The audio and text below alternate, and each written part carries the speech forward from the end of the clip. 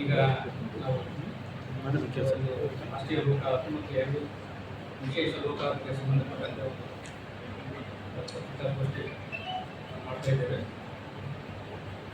ದಿನಾಂಕ 11/2/2026 ರಾಷ್ಟ್ರೀಯ ಲೋಕ ಅದಾಲತನ್ನು ಈ ತ್ವರಿತ ನ್ಯಾಯಕ್ಕಾಗಿ ಮಂಗಳೂರು, ಬಂಟ್ವಾಳ, ಬೆಳ್ತಂಗಡಿ, ಪುತ್ತೂರು, ಮೂಡುಬಿದಿರೆ ಮತ್ತು ಸುಳ್ಯ ನ್ಯಾಯಾಲಯಗಳನ್ನು ಹಮ್ಮಿಕೊಳ್ಳಲಾಗಿದೆ. ಸಾರ್ವಜನಿಕರು ನ್ಯಾಯಾಲಯದಲ್ಲಿ ದಾಖಲಾಗದೆ ಮತ್ತು ದಾಖಲಾದ ಪ್ರಕರಣಗಳನ್ನು ರಾಜಿ ಮಾಡಿಕೊಳ್ಳಬೇಕಂತ ನಾನು ಈ ಮೂಲಕ ಕೇಳ್ಕೊಳ್ತಾ ಇದ್ದೇನೆ. ಈ ಲೋಕಾಯುಕ್ತನಲ್ಲಿ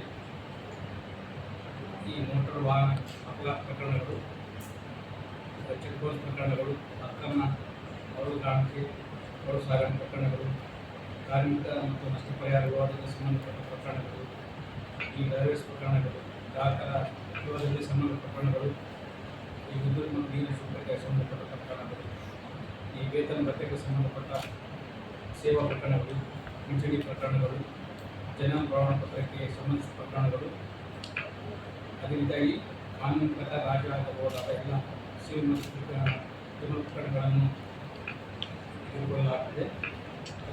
ಈ ರಾಷ್ಟ್ರೀಯ ಲೋಕಕ್ಕೆ ಸಂಬಂಧಪಟ್ಟಂತೆ ನ್ಯಾಯಾಧೀಶರು ಮತ್ತು ವಕೀಲರು ತಮ್ಮ ಅನೇಕ ಒಂದು ಬೈಠಕ್ ಮೂಲಕ ರಾಜಿ ಪಡಿಸಲು ಸಭೆಯನ್ನು ಹಮ್ಮಿಕೊಂಡಿರುತ್ತಾರೆ. ಅದೇ ರೀತಿಯಾಗಿ ವಿವಿಧ ಇಲಾಖೆಗಳ ಅಧಿಕಾರಿಗಳ ಜೊತೆ ಕೂಡ ಅವರು ಮಾತನಾಡಿದ್ದಾರೆ. ಈ ಲೋಕಾಯುಕ್ತನಲ್ಲಿ ಇಬ್ಬರಿಗೂ ಒಪ್ಪಿಗೆ ಆಗುವಂತೆ ಪ್ರಕರಣಗಳನ್ನು ಬಗೆಹರಿಸಲಾಗುತ್ತದೆ. ಇದರಿಂದಾಗಿ ಈ ನ್ಯಾಯವಾದ ಮಧ್ಯೆ ಬಗೆಹರಿದು ಅವರು ಸಂಬಂಧ ಕೂಡ ಉತ್ತಮ ಆಗುತ್ತೆ. ಅದೇ ರೀತಿಯಾಗಿ ಅವರು ಪಾವತಿ ಮಾಡಿದ ಶುಲ್ಕ ಕೂಡ ವಾಪಸ್ ಕೊಡ್ತೀವಿ. ಅದೇ ರೀತಿಯಾಗಿ ಅದರ ಆದೇಶ ವಿರುದ್ಧ ಮೇಲ್ಮನವಿ ಕೂಡ ಇರುವುದಿಲ್ಲ. ಇದು ಒಂದು ಕಡಿಮೆ ಖರ್ಚಿನಲ್ಲಿ ತ್ವರಿತ ನ್ಯಾಯದಾನ ಮಾಡುವ ಪ್ರಕ್ರಿಯೆಯಾಗಿದೆ. ಅದೇ ರೀತಿಯಾಗಿ ಈಗಾಗಲೇ ಕಾರ್ಯದರ್ಶಿಗಳು ಹೇಳಿದಂತೆ ಸಮಾಧಾನ ಸೋಮವಾರ 2026 ಈ ವಿಶೇಷ ಲೋಕಾಯುಕ್ತನ್ನು ದಿನಾಂಕ 21, 22, 23 ಅದರಲ್ಲಿ ಅದನ್ನು ನಾವು ಹಮ್ಮಿಕೊಂಡಿದ್ದೇವೆ. ಇದರಲ್ಲಿ ಸುಪ್ರೀಂ ಕೋರ್ಟ್ನಲ್ಲಿ ಜಾರಿರುವ ಪ್ರಕರಣಗಳಿಗೆ ಸಂಬಂಧಪಟ್ಟಂತೆ ಈ ನಾವು ಆ ಪ್ರಕರಣಗಳನ್ನು ಈ ನಮ್ಮ ನ್ಯಾಯಾಲಯಗಳಲ್ಲಿ ಯಾವ ನ್ಯಾಯಾಲಯಗಳ ವ್ಯಾಪ್ತಿಯಲ್ಲಿ ಬರ್ತದೆ ಅಲ್ಲಿ ಈ ಸಂಧಾನ ಮಾಡ್ತಿದ್ರು. ಅದರಲ್ಲಿ ಸಂಧಾನಕಾರರು ಭಾಗವಹಿಸಿ ಅದನ್ನು ಇತ್ಯರ್ಥಪಡಿಸಿದ್ದಾರೆ. ಇದರ ನಮ್ಮ ಜಿಲ್ಲೆಯಲ್ಲಿ 43 ಪ್ರಕರಣಗಳು ಇದೆ.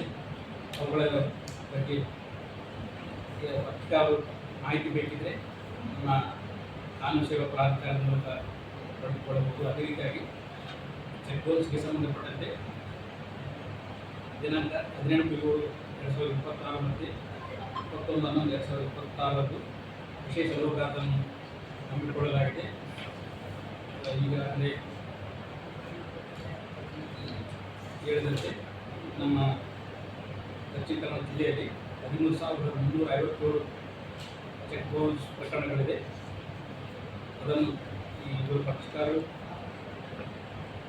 ಈ ವಿಶೇಷ ಲೋಕಾಯುಕ್ತವನ್ನು ಸದುಪಯೋಗಪಡಿಸಿಕೊಂಡು ಅದನ್ನು ರಾಜಿ ಮೂಲಕ ಸಂಧಾನ ಪಡಿಸಿಕೊಳ್ಳಬೇಕು ಕೇಳಿಕೊಳ್ಳಬೇಕು. ಅದೇ ರೀತಿಯಾಗಿ ತಾವೆಲ್ಲ ಮಾಧ್ಯಮದವರು ನಮ್ಮ ಜೊತೆ ಕೈ ಜೋಡಿಸಿ ಹೆಚ್ಚು ಪ್ರಕರಣಗಳು ರಾಜಿ ಆಗುವಲ್ಲಿ ಸಹಕರಿಸಬೇಕೆಂದು ನಾನು ತಮ್ಮಲ್ಲಿ ವಿನಂತಿ ಮಾಡ್ತೇನೆ.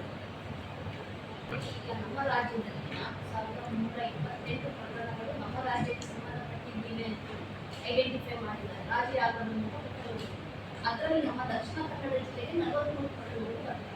ಅದು ಲಿಸ್ಟ್ ಕಳಿಸಿದ್ದಾರೆ. ನಾವು ಆಯಾ ತಾಲೂಕಿಗೆ ಕಳಿಸ್ತೀವಿ. ಪಕ್ಷಗಾರರಿಗೆ ನೋಟಿಸನ್ನು ಕಳಿಸ್ತೀವಿ. ಆ ನೋಟಿಸ್ ಮೂಲಕ ಜನರನ್ನು ಕರೆಸಿಕೊಂಡು ನಾವು ಇಲ್ಲೇ ಒಬ್ಬ ಸಂಧಾನಕಾರರನ್ನು ನೇಮಿಸಿ ಆ ಪ್ರಕರಣಗಳನ್ನು ಸಂಧಾನದ ಮೂಲಕ ಬಗೆಹರಿಸಿಕೊಂಡರು. ಅಥವಾ ಅವರಿಗೆ ಹೆಚ್ಚಿನ ಮಾಹಿತಿ ಬೇಕಾದಲ್ಲಿ ವಿಡಿಯೋ ಕಾನ್ಫರೆನ್ಸ್ ಮೂಲಕ ಸುಪ್ರೀಂ ಕೋರ್ಟ್ನಲ್ಲಿ ನಡೆಯುವಂತಹ ವಿಶೇಷ ಲೋಕಾಯುಕ್ತರಿಗೆ ಸಂಪರ್ಕ ಮಾಡಿಕೊಡ್ತೇವೆ. ಅಲ್ಲಿ ಪಕ್ಷಗಾರರೊಂದಿಗೆ ಸುಪ್ರೀಂ ಕೋರ್ಟ್ನವರು ಮಾತನಾಡಿ ನಮ್ಮ ತಾಲೂಕಿನ ಅಥವಾ ನಮ್ಮ ಜಿಲ್ಲೆಯ ಪ್ರಕರಣಗಳನ್ನು ರಾಜಿ ಮೂಲಕ ಇತ್ಯರ್ಥಪಡಿಸಿಕೊಳ್ಳಲು ಅದನ್ನು ಸಮಾಧಾನ ಸಮಾರೋಹ 2026 ಅಂತ ಅಭಿಯಾನವನ್ನು